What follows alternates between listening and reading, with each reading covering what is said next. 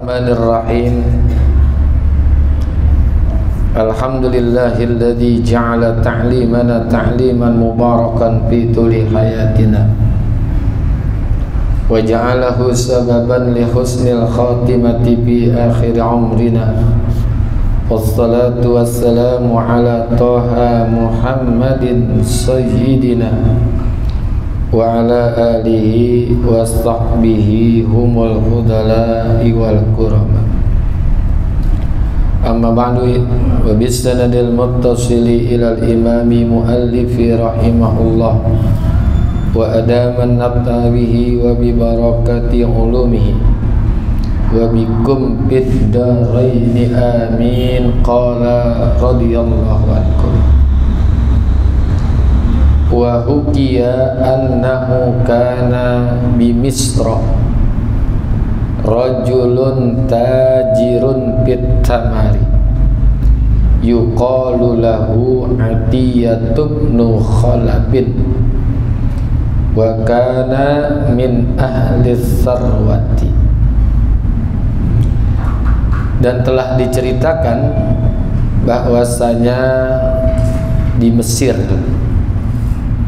terdapat seorang laki-laki tajirun, dan dia profesinya sebagai pedagang tajir bitamari, yaitu pedagang kurma.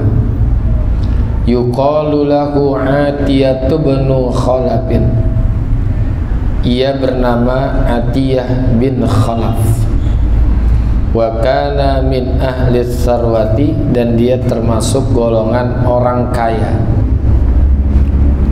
Jadi di Mesir ada laki-laki yang profesinya tajir. Tajir itu pedagang, tujar. Makanya udah bahasa Indonesia tajir, dia tajir itu pedagang, tajir. Namanya Atiyah bin Khalaf. Summa taqara wa lam yabqa lahu siwa saubin yustaru aulatahu. Kemudian ia menjadi fakir, menjadi miskin. Walam yabqa lahu siwa saubin yasturu auratahu, dan tidak ada yang tersisa yang dia miliki melainkan pakaian yang menutupi auratnya. Yang awalnya pernah kaya jatuh miskin. Ini perkara yang nggak ngenakin nih. Pernah kaya jatuh miskin. Kalau pernah miskin jatuh kaya, enak nggak tuh? Itu sih bukan enak lagi, gue enak itu mah. Makanya berat nih, pernah jaya, pernah kaya, jatuh miskin. Pernah punya jabatan, hilang jabatan. Ini yang berat. Makanya buat kita orang-orang yang beriman punya ikutan, yaitu para nabi. Bukan hanya Nabi Muhammad ikutan kita. Makanya doa kita, ihdinas siratal mustaqim, tunjukkan kepada kami jalan yang lurus. Mana jalan yang lurus? Siratal ladzina an'amta alaihim. Jalan yang lurus itu adalah jalan orang yang pernah mendapatkan nikmat. Orang-orang yang mendapatkan nikmat. Siapa orang yang mendapatkan nikmat? Ini keterangan surah Al-Fatihah yang siratal ladzina an'amta alaihim. Ini penjelasannya dalam surah An-Nisa ayat 69. Ya, wa may yuti'illaha war rasula fa ulaika ma'al ladzina an'amallahu 'alaihim minan nabiyyina was-siddiqina wasyuhada was-shalihin wa hasuna ulaika rafiqa. Jadi kita minta petunjuk jalan yang lurus. Jalan yang lurus itu mana? Jalannya orang-orang yang mendapatkan nikmat. Siapa yang mendapatkan nikmat? Minan nabiyyin, para nabi. Ya. Was-siddiqin, orang-orang yang benar. Was-syuhada, orang-orang yang membela agama Allah.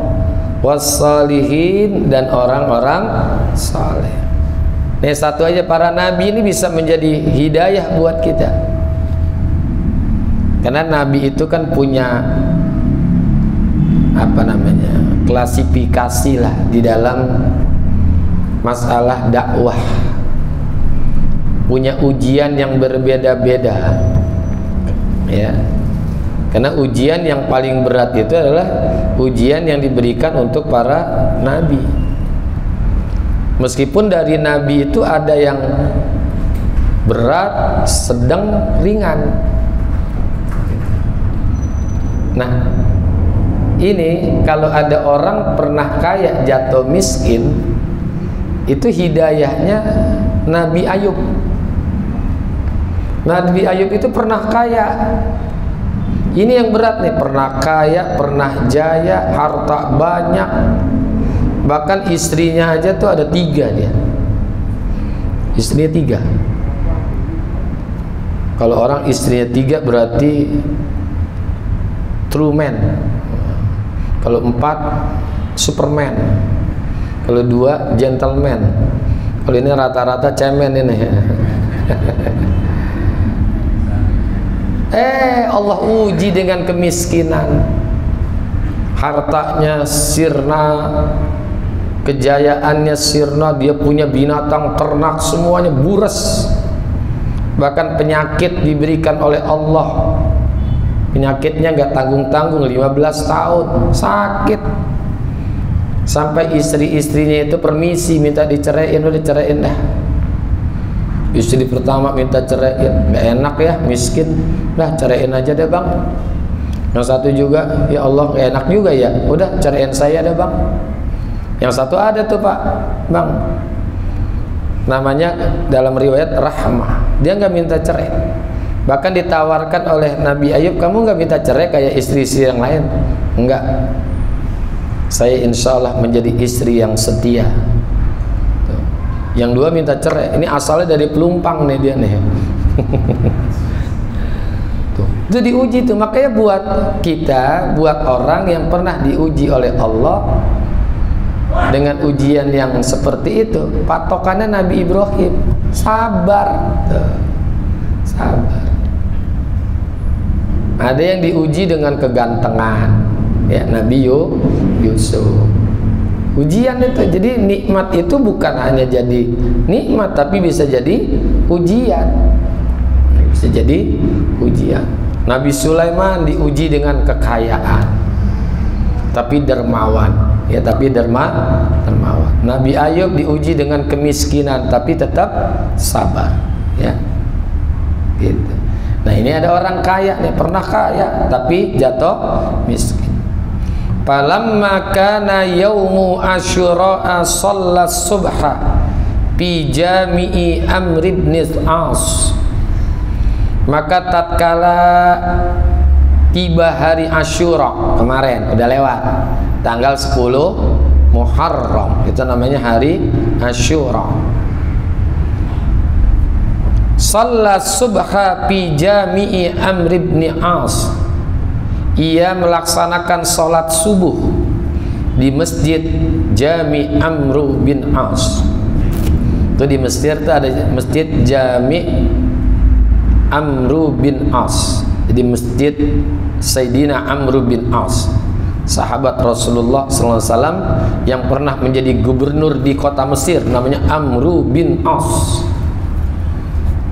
Dia jadi gubernur nih pada masa Sayyidina Umar ibn al-Khattab, namanya Amr bin As, gubernur Mesir.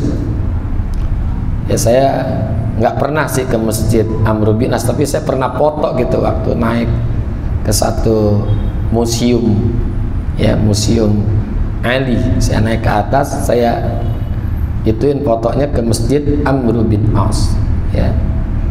Pas saya lihat foto, sama dengan fotonya Ustadz Abdul Somad ketika naik ke situ juga, sama. Maksud saya nggak tanpa sengaja, sama gitu, posisinya sama persis. Saya duduk di situ, Ustadz Abdul Somad juga Ustadz yang terkenal tuh, duduk di situ juga. Jadi view-nya itu, pemandangannya masjid Amr bin As. Saya masih simpan tuh waktu saya ke Mesir tahun 2018, ya. Jadi Masjid Amr bin, dan Amr bin As ini adalah gubernur Mesir pada masa Sayyidina Abu Bakar As-Siddiq. Dan Amr bin As ini pernah dalam riwayat, ini sebagai pengingat aja, pernah ingin memperluas kantor lah, kalau sekarang ya istana dah ya, kantor pemerintahannya pengen diperluas tuh. Dan di situ lokasi yang akan diperluas itu salah satunya ada tanahnya orang Yahudi, tanah orang Yahudi ya. Amr bin As memerintahkan tuh Satpol PP, nah, dulu ya Satpol PP enggak ya, untuk membongkar rumah orang Yahudi. Satpol PP di ituin tuh, dikerahkan ya. Kata orang Yahudi, entar dulu, nggak bisa begini, nggak bisa ya, ini tanah saya nih ya, saya walaupun dibayar saya nggak mau, ini hak saya. Tapi Amr bin As bersikeras, rubuhin ya, robohkan. Entar dulu, nggak bisa, saya ingin mengadu dulu kepada khalifah, pemimpin ya, kalau sekarang namanya presiden lah ya, khalifah Sayyidina Umar ibn al-Khattab. Dia datang ke Madinah lah, untuk mengadukan perkaranya. Sampai di Madinah ketemu dengan Sayyidina Umar yang begitu sangat sederhana. Dicari-cari, yang namanya pemimpin khalifah kan paling nggak punya istana. Oh, dicari-cari khalifahnya di mana? Oh, di istananya. Di mana istananya? Tuh di bawah pohon korma. Istananya bawah pohon korma. Ya. Istananya pohon korma. Nggak punya istana. Ya. Bajunya juga banyak tambelannya. Dia ngadu. Ada apa nih? Saya dari Mesir nih. Terus saya punya rumah mau digusur sama Gubernur Amr bin As. Saya nggak punya rumah lagi, tanah juga nggak ada. Kalau itu digusur saya nggak punya tempat tinggal. Gitu. Kata Sayyidina Umar, udah sekarang kamu ambil aja tuh tulang di situ, tuh tulang. Ya. Bingung juga nih orang, ngadu tentang perkara tanah tapi disuruh nyari tulang. Udah dia turut aja. Ada apa? Cuma digini dong, Sayyidina Umar tulang pakai pedang, straight. Udah kasihin ke dia ke sono. Kasihin kepada gubernurmu Amr bin As. Dia datang ketemu Gubernur Amr bin As. Saya sudah lapor ke atas Presiden Amr bin As, Khalifah. Terus apa kata dia? Dia nggak ngomong apa-apa, cuma ngasih tulang doang nih. Langsung tuh dibatalin tuh penggusurannya. Itu artinya kamu harus lurus, adil. Betapapun dia itu orang Yahudi, jangan kamu sewenang-wenang. Amr bin As membatalkan tuh perluasan kantor pemerintahannya karena di situ ada tanah orang Yahudi. Mantap nggak tuh pemerintah kayak gitu tuh? Terus sekarang kan kagak. Jangan orang Yahudi, orang Islam itu gusur habis. Makanya istilahnya ganti rugi, ganti tapi rugi, ya, ganti sih cuman rugi. Tuh. Untuk perluasan jalan tol, ya kan, perluasan segala macam lah, ya. Buat mall, bahkan masjid aja juga digusur, Nah, pada hari Asyura dia sholat subuh di masjid Amr bin As. Kalau masjid itu bahasa Arabnya di Mesir, di Mekah itu nggak ada masjid, disebutnya jami'. Ya, jami' berarti masjid itu dipergunakan untuk sholat Jumat. Ada masjid, cuman tidak disebut masjid jami', tapi masjid ghairu jami'. Jadi ada masjid jami', ada masjid ghairu jami'. Jadi Mesir begitu, Mesir, Mekah tuh ada tulisan masjid ghairu jami'. Dia masjid tapi tidak dipergunakan untuk sholat Jumat. Kalau di sini musola gitu. Di sana musola nggak ada. Disebutnya masjid ghairu jami'. Kalau masjid jami udah pasti itu digunakan untuk sholat Jumat. Nah, salah satunya masjid Amr bin As. Di sana masjid nama-nama keluarga Nabi, ada masjid Amr bin As, ada masjid Sayyidah Zainab, ya, masjid Sayyidah Zainab ada. Ya, jadi nama-nama keluarga Nabi, masjid Sayyidah Zainab, ya. Ada masjid Husain. Masjid Husain itu depan Al Azhar, ya. Masjid Al Azhar berdampingan dengan masjid Sayyidina Husain. Yang konon di situ ada kuburnya Sayyidina Husain. Ada orang pada tawaf gitu. Ya, saya berapa kali ke sana, cuman saya nggak pernah ikut-ikutan. Wa min adati hadzal jami' la yadkhuluhun nisa'u illa fi yaumi asyra'a li ajli du'a. Dan di antara kebiasaan masjid jami ini, Masjid Amr bin As, apa kebiasaannya?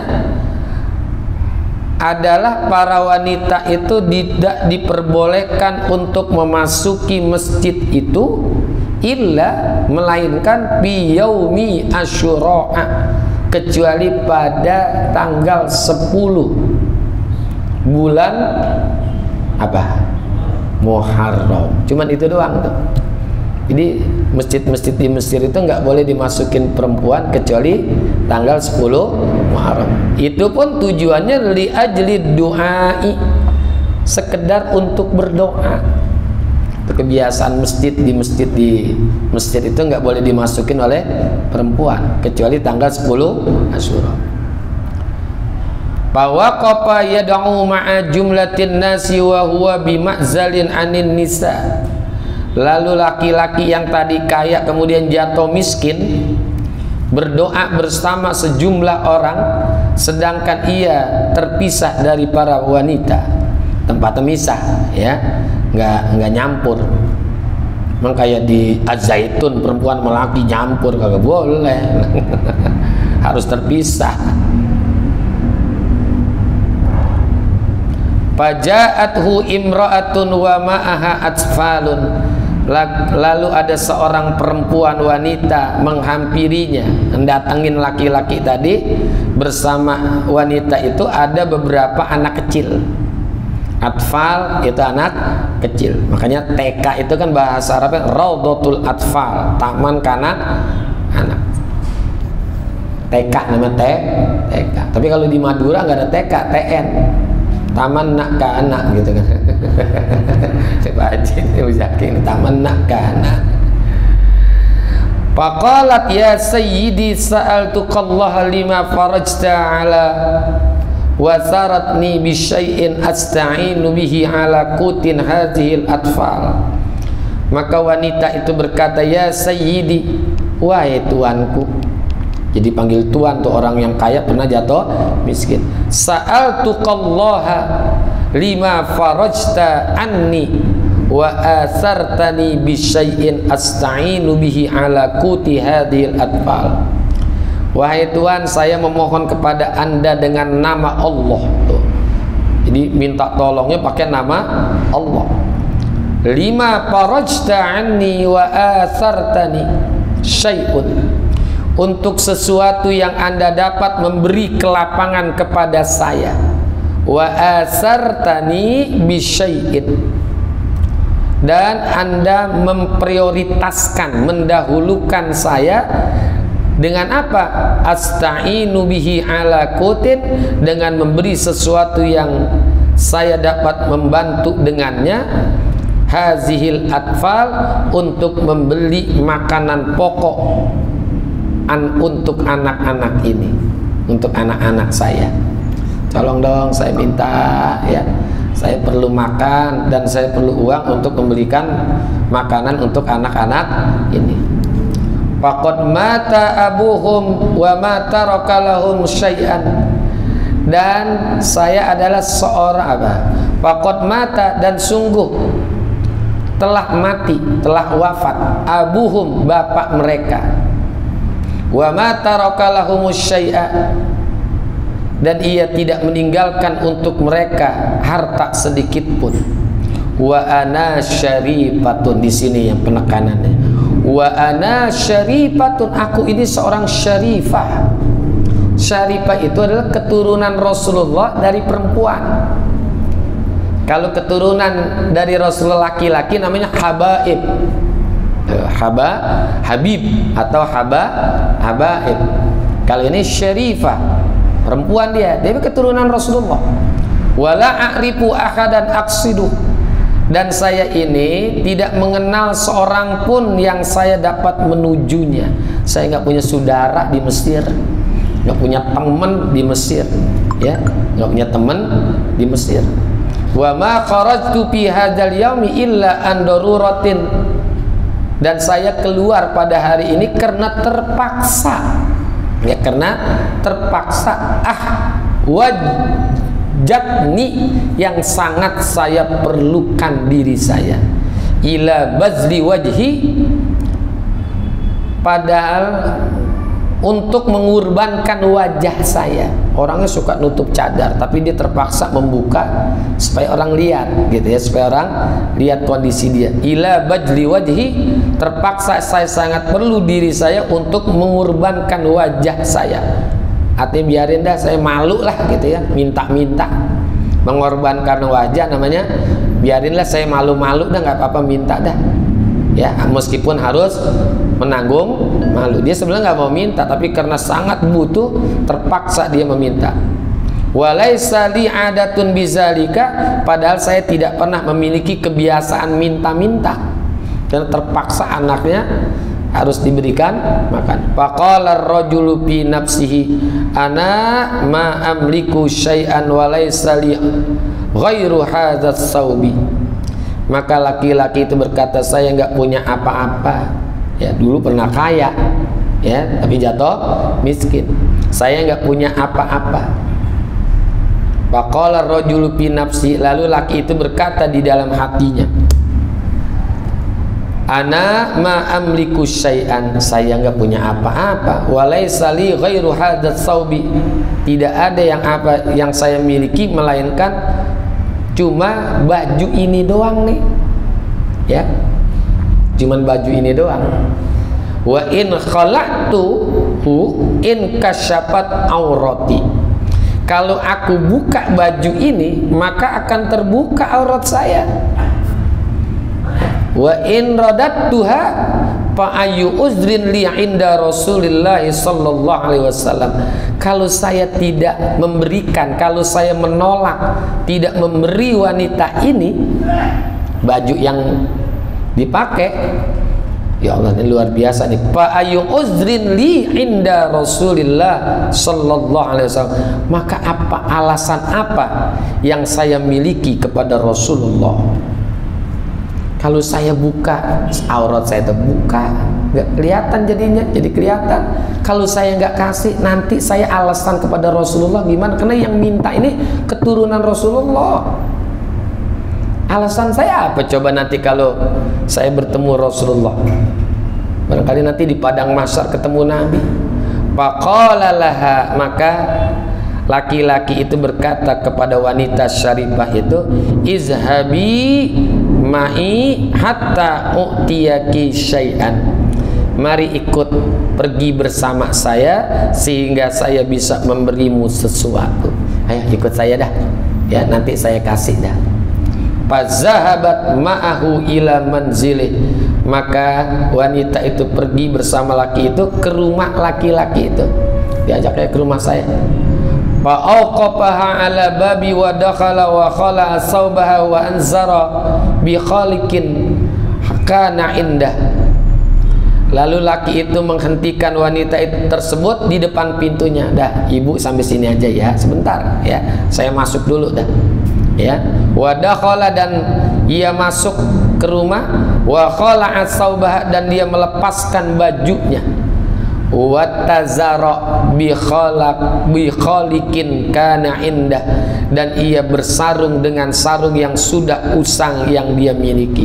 Baju ini dibuka, ya, ambil bu, dia punya pakai sarung doang, ya, yang dia miliki. Summa nawalahat sauba min syikil bab, kemudian dia menyerahkan baju tersebut kepada wanita itu dari celah pintu. Nenek, pintunya nggak dibuka semua karena dia kan buka baju.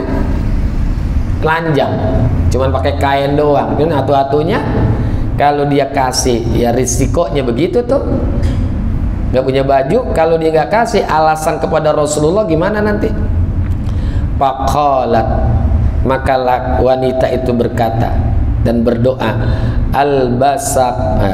albasaqallahu min khulalil jannah wala ahwajaka fi baki umrika ila ahadin. Ini doanya cakep nih. Faqalat, dan wanita itu berkata, albasaqallahu min khulalil jannah, semoga Allah memberi Anda pakaian dari berbagai pakaian-pakaian surga. Wala ahwajaka fi baqi umrika ila ahadin, dan semoga Allah menjadikan engkau tidak akan butuh di sisa umur Anda kepada seorang pun. Mudah-mudahan ente dipakein pakaian-pakaian surga dan ente orang yang menjadi orang yang tidak butuh kepada siapapun. Papariha bidu'aiha, maka laki-laki itu bergembira, senang ya dengan doa wanita tersebut. Wa aghlaqal bab, dan dia menutup pintu. Wa dakhala baitahu, dan dia masuk rumahnya. Yazkurullaha ta'ala ilal laili summan nama, dia berzikir kepada Allah sampai malam. Summan nama, hingga malam hari, kemudian dia tertidur. Para'a bil manami, maka bermimpilah di dalam tidurnya. Melihat di dalam tidur namanya bermimpi. Haura alam yara rauna ahsana minha, dia bermimpi di dalam tidurnya itu melihat haura'a, bidadari. Haura tuh khurun ain, ya khurun ainin mutazawwijin, jamanya haura, bidadari lam yara raunna ahsana minha, yang belum pernah melihat yang lebih cantik dari bidadari tersebut. Ini bidadari kan cakep. Rasulullah aja pernah melihat betis bidadari. Ketika ada seorang laki-laki namanya Zahid meninggal, yang awalnya mau nikah tuh, besok malamnya mau nikah deh, tapi karena ada panggilan perang, itu biaya buat nikahnya dibeliin baju perang, dibeli senjata, ikut perang dengan Rasulullah. Dia kalahin tuh nikahnya, dia ikut perang bersama Rasul dan syahid, dipangku oleh Rasulullah. Rasulullah menangis, sambil menangis menoleh ke kiri. Kenapa Rasulullah menangis sambil menoleh ke kiri? Kata Rasulullah, orang ini telah dijemput oleh bidadari dan aku melihat akan betisnya bidadari. Betis bidadari kayak betisnya apa ya? Aduh, udah susah nggak dibayangin, udah dah. Nggak ada di Pelumpang, Tanjung Priok agak ada. Ya. Ini betisnya bidadari. Ini apalagi ini haura rauna ahsana minha, nggak pernah dilihat ya yang lebih cantik dari bidadari tersebut. Wa biyadiha tupakhatun qat'atirat ma bainas sama'i wal ar, dan di tangan bidadari itu terdapat buah apel, yang buah apel itu bisa mengharumkan segala benda yang ada di langit dan ada di bumi. Masya Allah, makanan sorga dibawain, karena makanan sorga itu dimakan sekali kenyang terus ya. Makanya makan di sorga itu bukan karena lapar, karena nikmat. Suapan pertama nikmat, kedua nikmat, ketiga nikmat. Karena ada orang yang ngimpi suaminya ikut perang, tapi dia nggak tahu kalau dibilang meninggal nggak pulang, dibilang hidup ya kagak pulang. Akhirnya dia cari tuh, dicari tempat perang, ngubek gitu, ngubek bang, sono sini galong. Saking capeknya tuh istrinya itu tertidur dan ngimpi dilihat ada orang lagi makan kayak makan berkat. Makan apa tuh? Kembuli tuh. Berempat makan berkat, berapa sih biasanya? 4 orang gitu ya. Terus itu ada tuh kembuli tuh di nampan. Dilihat ada yang nengok, itu suaminya, dipanggil sini. Nih makan dikit. Di dalam mimpi, begitu dia bangun tuh perutnya kenyang dan selamanya dia nggak pernah merasa lapar. itu ngimpi makan makanan sorga tuh. Gimana bener-bener masuk sorga ini? Ini kan calon sorga semua ini kan. Ya baru calon sih emang. Tapi insya Allah masuk sorga dah. Fatanawalat nafaqata pakasaraha. Lalu bidadari itu menyerahkan kepada laki-laki itu akan buah apel tersebut. Lalu laki itu membelah buah apel tersebut, dibelah tuh. Dikasih bidadari. Fa kharaja minha khullatun min khulalil jannah la yusawi laha dunya wa ma fiha. Keluarlah dari apel tersebut satu busana dari berbagai busana surga, la yusawi, yang tidak bisa disamakan keindahannya, ad-dunya wa ma fiha, oleh dunia dan seisinya. Kok pakaiannya cuakep dah. Ini pakaiannya bukan cakep lagi nih, cuakep, udah nggak bisa dibandingin dengan pakaian-pakaian dunia. Fa'albasat khullata wajalahat wajalasat fi hijri. Lalu bidadari itu memakaikan lelaki itu akan busana tersebut, dan bidadari itu duduk di pangkuan lelaki itu. Ya Allah, didudukin bidadari. Kita didudukin bini aja juga enak, ya bidadari nih. Kalau bini kita kan dosanya banyak ya. Kita mangku bini kita enak nggak Bang? Enak. Ini kita mangku bidadari. Mangku Luna Maya aja enak, apalagi ini bidadari nih ya. Faqala laha man anti, maka laki-laki itu nanya kepada perempuan itu, man anti, siapa Anda? Faqalat ana asyura'u zaujatuka bil jannah. Aku ini adalah Asyura. Namanya ternyata bidadari itu Asyura. Zaujatuka bil jannah, yang akan menjadi istrimu di surga.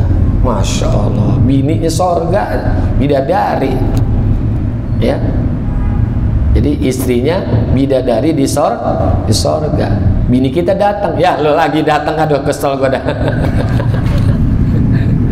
Udah punya bidadari di surga, datang istri kita. Faqala fa bima niltu zalik. Lalu laki itu berkata, lalu dengan sebab apa saya bisa mendapatkan hal itu? Gara-gara apa nih saya bisa dapat mangku bidadari dan jadi istrinya, suaminya bidadari, punya istri bidadari. Faqalat bid'awati tilkal miskinal armalata wal aitamil ladhi ahsanta ilaihim bil amsi. Maka bidadari itu berkata, bid'awati tilkal miskinah, dengan sebab doa dari wanita miskin itu, al armalata, yang statusnya sebagai janda. Armalah itu janda. Wal aitami, dan anak-anak yatim. Jadi doanya tadi tuh kan didoain tadi kan oleh perempuan itu ya, didoain mudah-mudahan kamu nanti mendapatkan hal-hal yang bagus ya, pakaian yang bagus dari sorga ya, didoain tuh. Jadi doanya orang miskin yang janda itu serta anak yatim yang ahsanta, yang engkau perlakukan dengan baik, ilaihim, kepada mereka, bil amsi, kemarin. Pantabaha wa indahu minas sururi ma la ya'lamuhu illallah ta'ala.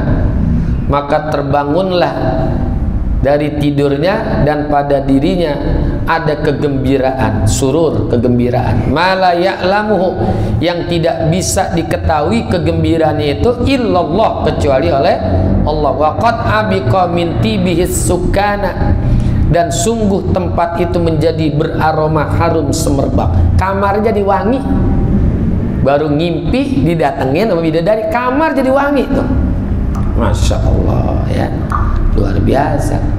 Karena bidadari itu kalau turun ke bumi itu matahari sinarnya mati, mati, kalah dengan nurnya para bidadari sorga. Satu aja turun, jangan semua, satu aja.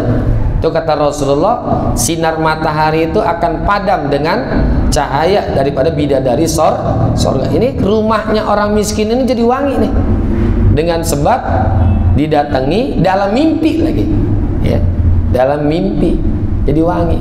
Begitu juga kalau orang yang mimpi, pernah tuh di dalam kitab ini ada juga orang yang didatangi oleh Rasulullah di dalam mimpinya, ya, karena dia sangat cinta kepada keluarga Rasulullah, suka bersedekah gitu.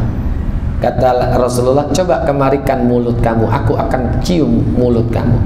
Tapi laki-laki itu, saya malu, jangan dah. Akhirnya dikasih apa? Disodorin pipinya, sodorin pipinya, dicium tuh. Itu bekas ciuman Rasulullah serta kamarnya tuh, karena sebab mimpi bertemu dengan Rasulullah 7 hari 7 malam, kamar wangi ini nggak pernah hilang nih bau harumnya nih. Bau harumnya daripada ciumannya Rasulullah Sallallahu Alaihi 7 hari kagak hilang tuh. Gimana ketemu Nabi langsung coba, Masya Allah. Ini baru ngimpi ketemu Nabi. Pernah ketemu Nabi ngimpi? Pernah. Sering diudak-udak memedi. Ya Allah, pengen ketemu Nabi nanti ya. Insya Allah nanti ada baca selawat biar banyak. Fatawadda wa shalla raka'ataini syukran lillahi ta'ala tsumma rafa'a tarfahu ila sama. Kemudian laki-laki itu karena bangun berwudu, salat 2 rakaat sebagai rasa syukur kepada Allah. Kemudian dia mengangkat pandangan matanya ke langit. Apa doa dia? Waqala ilahi in kana manami haqqan wa hazihi zaujati fil jannah faqbidni ilaika. Ya Allah, kalau mimpiku tadi malam itu benar dan dia menjadi istriku nanti di sorga, saat ini juga cabutlah nyawaku, matiin saya sekarang juga, ya, sekarang juga matiin saya, artinya cabut nyawa saya, ya, ilaika kepadamu, minta dimatiin malam itu juga kalau ngimpi itu benar. Pamastatammal kalama hatta ajalallahu biruhihi ila darissalam. Maka belum lengkap dia membaca doa, mengucap seperti itu, hingga Allah berkenan mempercepat mencabut ruh lelaki itu menuju negeri keselamatan, yaitu akhirat. Masya Allah, langsung malam itu juga Allah cabut ruhnya tuh, karena dia rindu ingin bertemu dengan bidadari yang menjadi istrinya, yang menjadi istri, pengen ketemu, cakep kayak gitu, siapa yang mau ketangkap ya? Wa'lam wallahu a'lam bissawab. Mudah-mudahan manfaat, panjang umur, sehat afiat, lulus kita punya hajat, hajat dunia, hajat akhirat, mati husnil khatimah. Al-Fatihah.